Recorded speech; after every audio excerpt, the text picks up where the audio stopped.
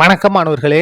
இந்த வீடியோவில் 11ஆம் வகுப்பு வணிக கணிதம் மற்றும் புள்ளியியல் பயிற்சி 4 5வது கணக்கு பார்க்க போகிறோம். என்ன கொடுத்துருக்காங்க பாருங்க. தீர்க்க tan inverse of x plus 1 plus tan inverse of x minus 1 equal to tan inverse of 4/7. இங்கே தீர்க்கன்னு கொடுத்துருக்காங்க. அப்போ இல்லை எக்ஸ் இருக்கு இல்லையா, அதோடைய மதிப்பை நம்ம கண்டுபிடிக்கணும். கண்டுபிடிக்கலாமா?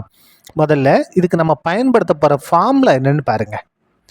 tan inverse of x plus tan inverse of y equal to tan inverse of x plus y by 1 minus xy. இதான் ஃபார்முலா. சரியா? இப்போ பாருங்க, கொடுத்துக்கிட்டு எழுதுவோமா? என்ன கொடுத்துருக்காங்க? tan inverse of x plus 1 plus tan inverse of x minus 1 equal to tan inverse of 4/7. இதான் அவங்க கொடுத்துருக்கக்கூடியது. இப்போ பாருங்க, x இருக்க இடத்துல x plus 1, y இருக்க இடத்துல x minus 1 மாற்றுவோமா? இப்போ பாருங்க, இடது பக்கம் இந்த வடிவத்துக்கு இந்த வடிவத்துக்கு மாற்ற போகிறோம். எப்படி மாற்ற போகிறோம்? tan inverse of x plus y, xக்கு பதிலாக x plus 1 ஃபார்முலா ப்ளஸ்ஸு yக்கு பதிலாக x minus 1 by 1 minus xy. எக்ஸுக்கு பதிலாக x ப்ளஸ் 1, ஒய்க்கு பதிலாக x மைனஸ் 1.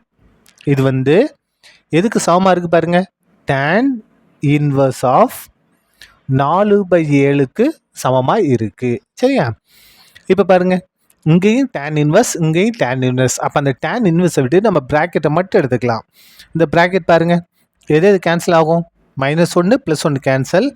எக்ஸை கூட்டினா 2x பை இந்த இடத்துல 1 மைனஸ், இங்கே பாருங்கள், a + b × a - b equal to a² - b². ஏக்கு பதிலாக x² மைனஸ் b². பிக்கு பதிலாக என்ன இருக்குது? 1. 1 ஸ்கொயர் பண்ணால் 1 தான். சரியா? 1 ஸ்கொயர் கூட போட்டுக்கலாம், தப்பு கிடையாது. Equal to 4/7. இப்போ பாருங்கள், இதை நம்ம கேன்சல் பண்ணலாம். 2 2 2 4. எப்படின்னா இந்த 2 பெருக்கல் இருக்கு, இங்கே வந்து வகுத்துல மாறும். 2 2 2 4. மிச்சம் என்ன இருக்கு பாருங்க? x/1. இந்த மைனஸ் உள்ள பெருங்க, -x². மைனஸ் இட்டு மைனஸ் ப்ளஸ் 1 ஸ்கொயர் பண்ணால் 1 தான். ஈக்குவல் டு என்ன இருக்கு? 2/7. இப்போ வந்து 7 வகுத்துல இருக்கு, அங்கே வந்து பெருக்கலாம் மாறுமா? அப்போ 7x ஈக்குவல் டு 2 இன்ட்டு பாருங்க, இது வகுத்துல இருக்கு வந்து பெருக்கலாம் மாறப்போகுது. எப்படி மாறப்போகுது பாருங்க? இங்கே ஒரு 1, இங்கே ஒரு கூட்டினா 2 2 மைனஸ் x². இந்த ஸ்டெப் புரியுதா பாருங்க? 7 இங்கே வகுத்துல இருக்கு வந்து பெருக்கலாம் மாறிச்சு, 7x. 2 அப்படியே தான் இருக்குது. இந்த இடத்துல பாருங்க, இது எப்படி இருக்குது? வகுத்துல இருக்கு, அங்கே வந்து பெருக்கலாம் மாறும். இது சுருக்கிடும் பாருங்க. 1 1 கூட்டினா 2 மைனஸ் x². சரியா? இப்போ பாருங்க, 7x ஈக்குவல் டு 2 2 4. 2ஐயும் x² பெருக்குனா 2x². எல்லாத்தையும் ஒரே பக்கமாக கொண்டு வாங்க. 7x இது எந்த பக்கம் கொண்டு வாங்க? -4 + 2x² ஈக்குவல் 0. எல்லாத்தையும் ஒரே பக்கமாக கொண்டு வந்தாச்சு. இப்போ பாருங்கள், முதல்ல 2x², அதுக்கடுத்து x உறுப்பு ப்ளஸ் 7x, அதுக்கடுத்து மாறிலி உறுப்பு -4 ஈக்குவல் டு 0. இப்போ இதை நம்ம காரணிப்படுத்த போகிறோம். காரணிப்படுத்தலாமா? x² கீழே 2, மாறிலி உறுப்பு -4, 2 பெருக்குனா -8, எக்ஸோட கீழே 7. 2 நம்பரை பெருக்கும்போது -8 வரணும், கூட்டினாலும் கழிச்சாலும் 7 வரணும். எந்த நம்பர்? 1 8 8. நமக்கு 7 வரணும். அப்போ எதுக்கு மைனஸ் கொடுக்கணும்? 1க்கு மைனஸ் கொடுத்தா தான் 7 வரும். பை என்ன செய்யணும்? இந்த x² ரூப்பில் அடுக்க விட்டுட்டு அடிமானத்தை அப்படியே எடுத்து எழுதுங்க. 2x இதை கேன்சல் பண்ணுங்க. 1 2 2 4 2 8. மிச்சம் என்ன இருக்குது பாருங்கள்? 2x - 1 into x + 4 equal to 0. இப்போ பாருங்கள், தனித்தனியாக பண்ணிடலாம். 0க்கு சமப்படுத்தலாமா?